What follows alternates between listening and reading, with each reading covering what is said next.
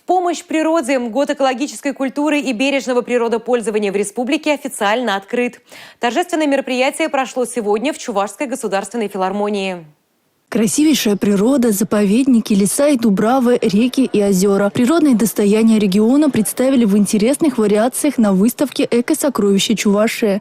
Чувашия, безусловно, гордится хорошей сохранностью природных ландшафтов. Это на европейской территории России, где высокая плотность расселения и где много городов с их предприятиями промышленными. Таких чистых девственных уголков с лесами, с реками, с чистыми родниками не так уж и много.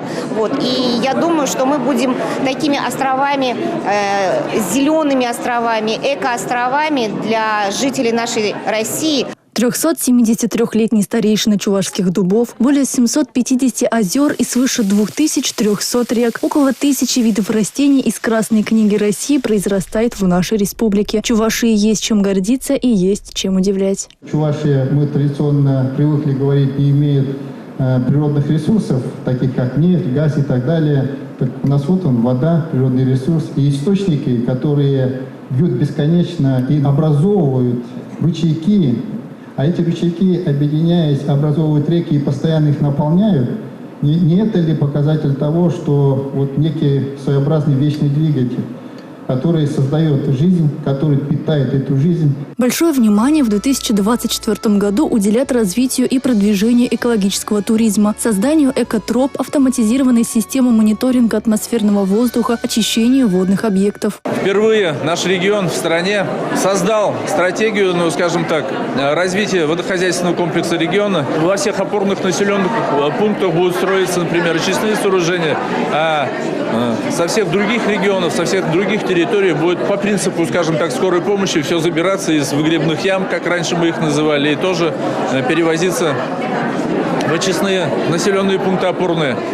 Конечно, это для нас новое, к этому надо будет привыкнуть. Самые основные моменты в плане мероприятий – это изучение малых рек и родников республики. По результатам этих исследований издадут экологический атлас и цифровую карту родников Чувашии. Хотелось бы, чтобы в исследовании, в изучении проблем этих родников участвовали сами жители этих районов, где эти родники и малые реки находятся.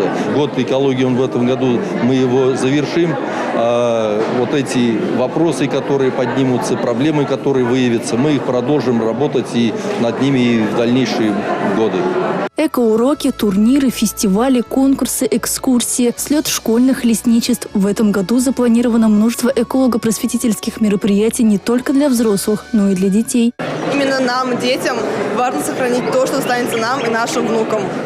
Мы планируем в этом году усилить свою работу и только расширять эколого-просветительскую деятельность. В завершении торжественного мероприятия гостей ждала насыщенная концертная программа, которая заставила каждого задуматься о необходимости сохранения природы.